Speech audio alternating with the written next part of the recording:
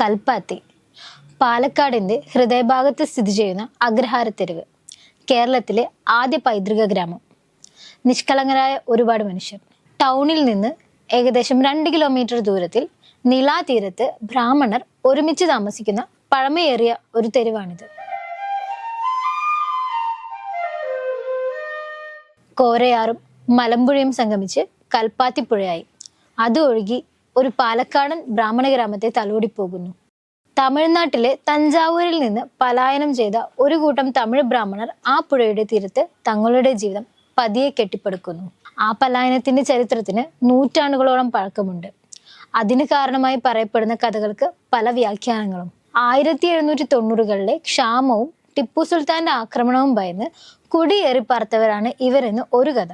ശിവക്ഷേത്രത്തിന്റെ നിർമ്മാണത്തോടനുബന്ധിച്ച് കുടിയേറിയവരാണ് ഇവരെന്നും, അതല്ല പാണ്ഡ്യരാജാവിന്റെ മരണത്തിന് ശേഷം തഞ്ചാവൂരിൽ നിന്നും കുടിയേറി പാർത്തവരാണ് എന്നും തുടങ്ങി പല വ്യത്യസ്ത അഭിപ്രായങ്ങൾ. പിന്നീട് ഈ വേദപണ്ഡിതരായ ബ്രാഹ്മണർ പഴയ കൽപ്പാത്തി, പുതിയ കൽപ്പാത്തി, ഗോവിന്ദരാജപുരം, ചാത്തപുരം എന്നിവിടങ്ങളിൽ 4 അഗ്രഹാരങ്ങൾ സ്ഥാപിക്കുന്നു. ആ കാലഘട്ടത്തിലാണ് ഇവിടുത്തെ പ്രസിദ്ധമായ ശിവക്ഷേത്രം പണി കഴിപ്പിക്കുന്നത്. AD 1425 നിർമ്മിക്കപ്പെട്ടു എന്ന് കരുതപ്പെടുന്ന ഈ പുരാതന ക്ഷേത്രം നിളാനദി എന്നും അറിയപ്പെടുന്ന ഭാരതപ്പുഴയുടെ കൈവഴിയായ കൽപ്പാത്തിപ്പുഴയുടെ തീരത്ത് ഭാരതത്തിന്റെ വാസ്തുവിദ്യയുടെ വിസ്മയമായി നിലകൊള്ളുന്നു. ഉത്തരേന്ത്യയിലെ വാരണാസിയിലുള്ള പ്രശസ്തമായ കാശി വിശ്വനാഥ സ്വാമി ക്ഷേത്രം സന്ദർശിച്ചു മടങ്ങിയ തമിഴ്നാട് മായാവരം സ്വദേശിനിയായ ഒരു ബ്രാഹ്മണ സ്ത്രീ കൊണ്ടുവന്ന ശിവന്റെ ജ്യോതിർലിംഗമാണ് ഇവിടെ പ്രതിഷ്ഠിച്ചിരിക്കുന്നത്. കാശിയിലെ വിശ്വനാഥ സ്വാമി ക്ഷേത്രവുമായുള്ള സാമ്യം കാരണം കാശിയിൽ പാതി കൽപ്പാത്തി എന്ന പഴഞ്ചൊല്ല് തന്നെയുണ്ട്. അതുകൊണ്ട് ദക്ഷിണ കാശി അല്ലെങ്കിൽ തെക്കിന്റെ വാരണാസി എന്നും കൽപ്പാത്തിയെ വിശേഷിപ്പിക്കുന്നു.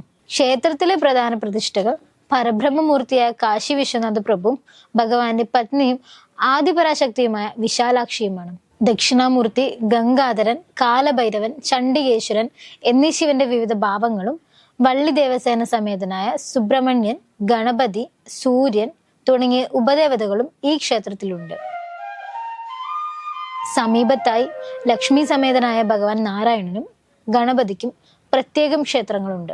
ശിവക്ഷേത്രത്തിൽ എല്ലാ വർഷവും നടക്കുന്ന പ്രസിദ്ധമായ ഉത്സവമാണ് കൽപ്പാത്തി രഥോത്സവം.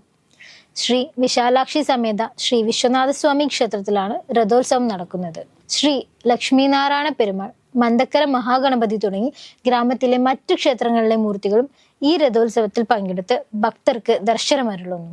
ഏതാണ്ട് 700 വർഷത്തോളം പഴക്കമുള്ള ക്ഷേത്രത്തിലെ ഉത്സവം എല്ലാ വർഷവും 10 ദിവസത്തെ ഗംഭീരാഘോഷമായി നവംബർ മാസത്തിൽ നടക്കുന്നു. വേദപാരായണവും കലാസാംസ്കാരിക പരിപാടികളും ഉത്സവത്തിന്റെ ആദ്യത്തെ 4 ദിവസം അരങ്ങേറുന്നു.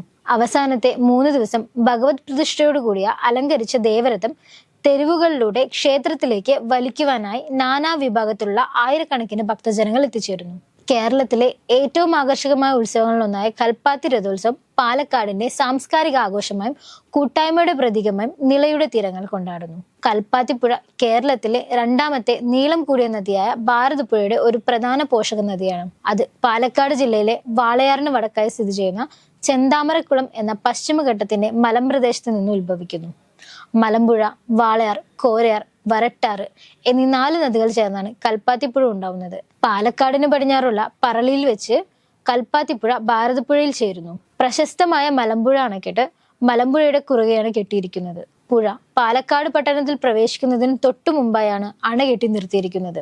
കേരളത്തിലെ മറ്റു നദികളെ പോലെ കൽപ്പാത്തിപ്പുഴയും അഭിമുഖീകരിക്കുന്ന പ്രധാന പ്രശ്നം ജലമലിനീകരണം, അനധികൃത മണൽവാരലുമാണ്.